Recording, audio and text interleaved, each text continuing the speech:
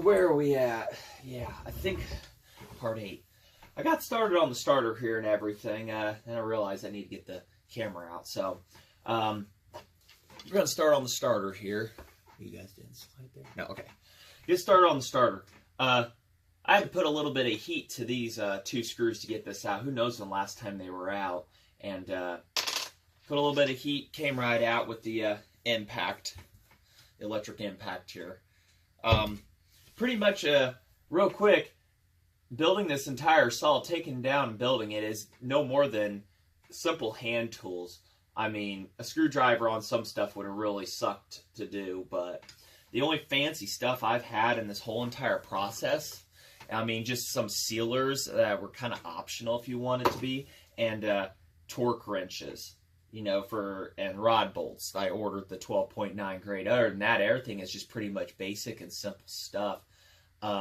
So really, don't be afraid to get into one of these chainsaws. Label everything as you go. Take pictures if you have to, and you can rebuild one of these with just some simple knowledge, get some part numbers, a little research, and this is not difficult. So just wanted to highlight on that real quick. So started taking apart the starter and realized I need to get the camera on, so did that. Got those 2 out, those 2 screws out. As you can see, the spring is broken.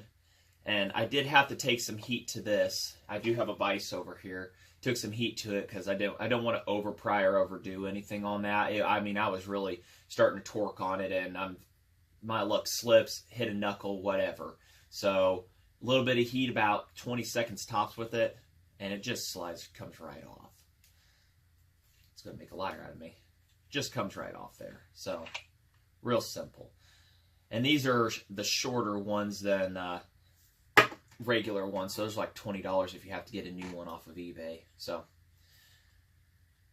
and I've got some new string here, and as suspected, the recoil spring, very notorious for these breaking. So we're just gonna have to bend a new hook into this real quick, and you just use a torch for that. A simple smaller torch will work and everything, and we'll get that heated up here, find the end of it, get it propped up carefully, heat the end of it, use a pair of needle nose, and bend a new hook on her, and she should be good to go again. Very common fix on this, and I'm not the first person, obviously, to do this. And there's another video from the chainsaw guy. You look him up. I think it's labeled 125 recoil repair or something, and he's got a great video on that. It goes in more into detail, so I might skip here and there on details on this.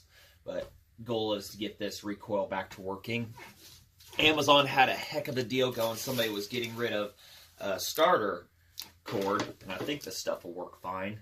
I mean, I have other saws with it. Sten's 500 foot of, it says 4-cycle push mower, but we'll see how she works. 500 foot of number 5 starter rope for $10 shipped off of Amazon, and Group Chainsaw Repair had that. Somebody posted it up. So I thought it was too good to be true, and literally 2 days later, free shipping. I was like, I don't even have Prime or nothing. First time I've been on Amazon in a while. It was at my front door. So that was a great find right there. So we'll put that on this one, on this saw too here, and we'll get that. So we'll get this coil. We'll get a new bend put on this one here and go from there. Alright, let's see how well I can butcher this up on camera. So I put it in the vise, keep the recoiling itself from going a million miles out on me, but I got the torch down low here. So we're going to just get it good. We're just going to get it just red hot here and everything. Carefully, that is. Make sure you're not like torching a million other components in the process. And it doesn't take much. So hopefully it'll be nice to me on camera. And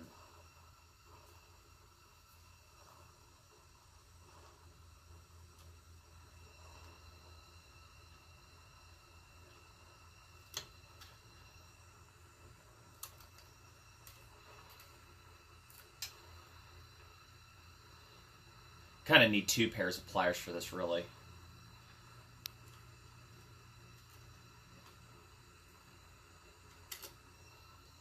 Hopefully that ain't too much. There we go.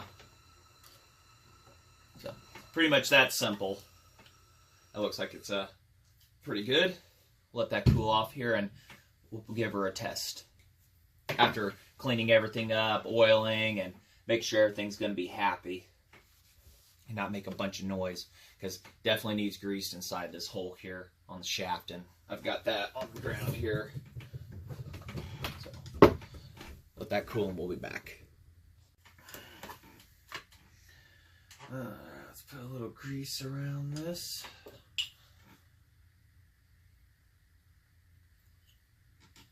Should help keep her quiet.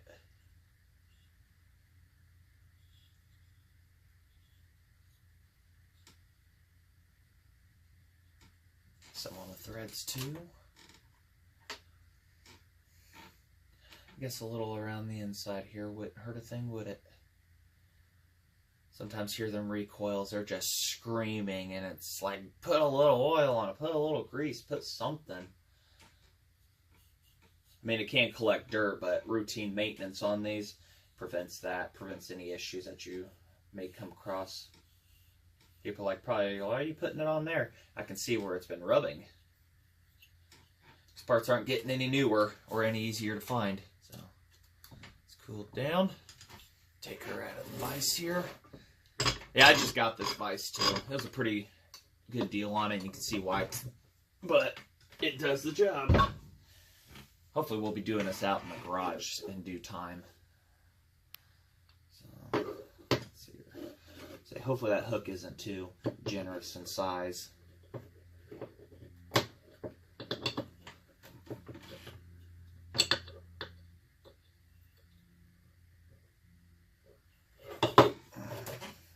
Open that up just a smidge. Get her slipped in there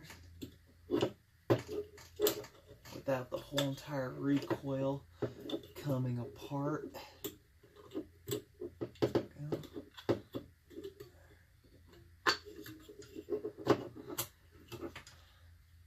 That's pretty much the basics on how to put that together, but I'll get the new rope on here.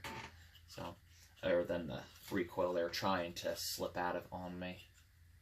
So we'll get a new rope put on here real quick, and then we'll get that all back together. When you talk about fighting, that rope wasn't coming out of there real easy. I actually had to do something I've done before. I had to get a torch, heat up a very small flat blade screwdriver, get it red hot, and use it to cut the rope out. It would not push through the hole no matter what you did, but got it now, so we'll get this bad boy wrapped up and in and around there. And I don't have a pull handle. I think I actually got one outside somewhere, but so I'm going to leave a generous amount hanging out for that, and we'll have that set for later. Maybe go outside and get a good wooden handle, huh?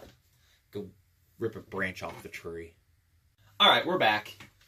It wasn't actually too bad. That fits right through the hole perfectly. So, get this pinned right back through here. And only what? How many more feet left? So, got plenty to spare extra here for the handle. Recoil's working good, oiled up.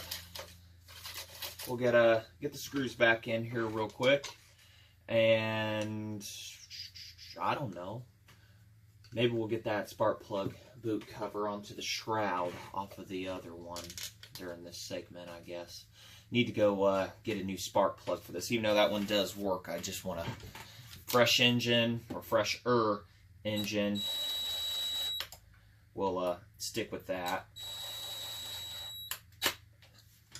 I'll have to drill out the rivet on the other one and screw it into the hole for that there. So I think the boot will work just fine with that. So we'll get to that here in a bit. If I can find a handle outside, I may just toss one on for now and go from there. So we'll find and get some stuff here. Where did we leave off of? I think it was a starter. Yeah, I forged ahead a little bit. I don't have the chip guard or anything for one of these, so I'm just going to go without it. Got the rope on. I said I can't remember, so got a rope on here. Got the recoil and everything, and just put the handle on there for because I mean, everybody can tie a handle. So got that off of a Model 35 that I had sitting outside. It's a part saw, so I think it looks good on there. What do you think? So got the spark plug in for purposes and everything. And we're going to have to modify this boot a little bit to fit onto here because it hangs off the side a little bit. So we'll have to trim some of the back and everything. But for first starts and everything, we'll try to get this going. So we'll get this on there and attached. Let's see, what sizes is this? Starting to look like something now. That one. That one's a space one. I should, I have another one. So, all right. Starting to look like something here. After this, technically, we would be able to start it. I don't have a fuel line, but still be able to do on prime. But I want to try and have this as assembled as humanly possible for when we do this. But nothing says temptation won't hit, right? One of those to you. But I also don't have a muffler on it. I need to get a muffler gasket, and I need to figure out what material to make that out of or what to do there. Really don't want to have to order one. I've heard of some people using like copper spray on it and they hold up, but I don't know. God dang it. There we go. Nope, didn't have it.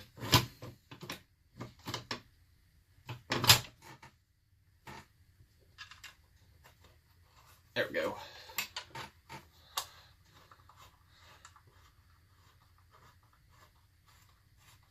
Starting to look like something there. Look at that. Looking real good. As for the full wrap handle up front, I do have 3D printed parts on the way for that. I did not expect that. Guy named Mark Heenman. I hate mispronouncing names. He-Man, he's a well-known chainsaw guy, collector. He's got a very large collection of not just McCullochs, but Polands and stuff like that. And he has parts, and I contacted him for a screw, and an idle screw and spring for my Pro Max 60, and that's the only thing stopping it from being able to cut wood. And told him if he's got any 125 parts, let me know, see. And he says he's got some, but he doesn't know how much. I need to put a locking one in there. He's got them, but he doesn't know how many he has. And I told him, well, what I need for this. And he says, well, I've got 3D printed ones. I'll just send them to you, the screw. And I tried to get a price from him on stuff, and he wouldn't give me one. So he's sending them to me and says they should hold up just fine based on what he says and all his chainsaw experience. I'll trust his word on it. We'll see how long they hold. So the bar clamps for these to hold the full wrap.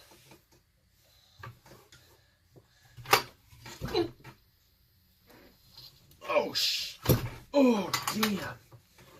Now that's got compression. So no way you're going to pull out without ripping your arm off without the decompression. So there we go. We've got a starter on.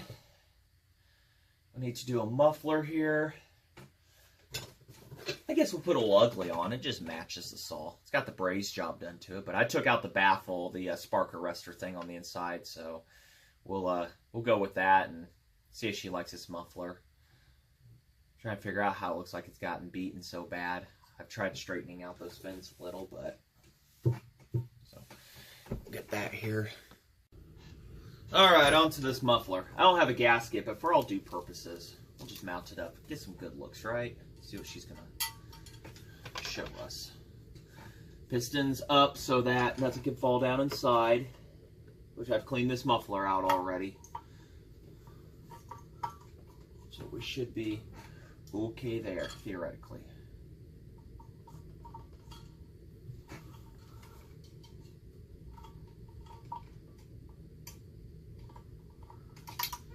Really expect you to get this on, don't they?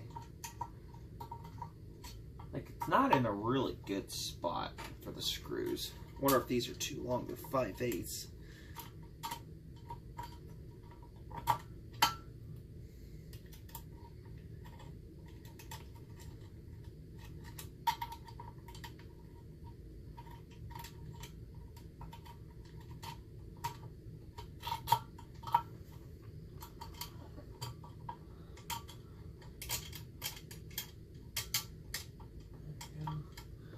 We're getting somewhere here. I really like these directional mufflers. Not that I really use its function too much. I mean, you can. Some people have a shoot straight back. Some people use it for the wood chips.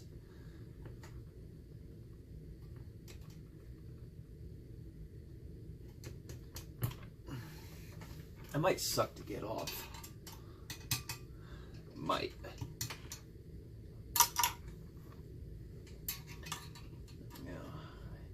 And I'm not going to mount the clutch just yet. But I think because I also need a clutch nut. This didn't have one.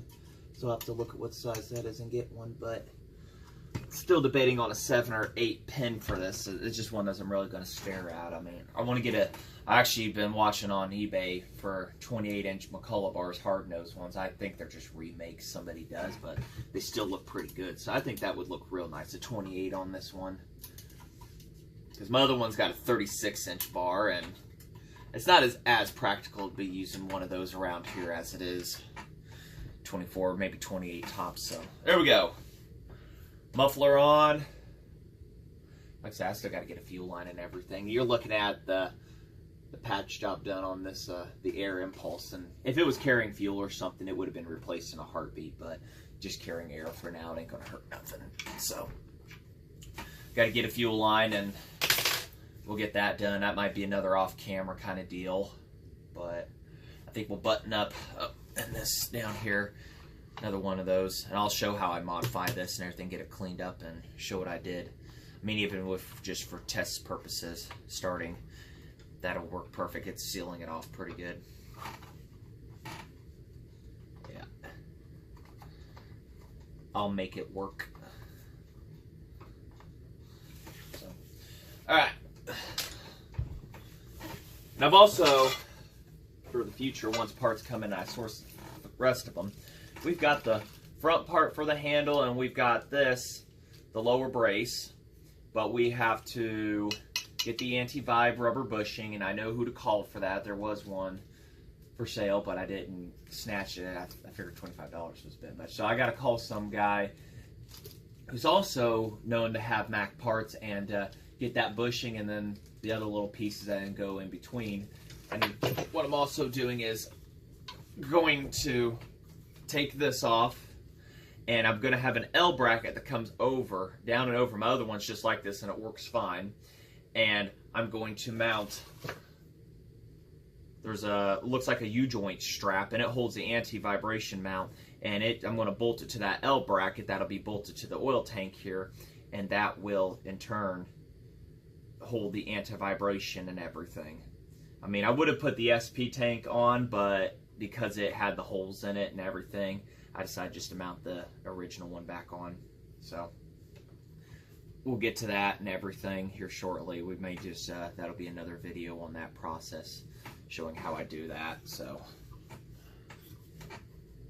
until then, I think we'll wrap this up, call this a starter muffler video. So I mean, y'all want to hear it start? So do I. We'll get there, guys, I promise. I know it's one of those, just put a little fuel down and we want to hear it now. Oh, I want to hear it too, but it's going to have a huge puff of smoke that first time because there's a bunch of 2-cycle oil inside the cylinder. So until then, you like what you see, like, hit the subscribe button, leave a comment if you want on anything, any questions, and I'll answer them. And like I said, hitting that subscribe button, you'll get the next updated video. So, till then, thanks for watching.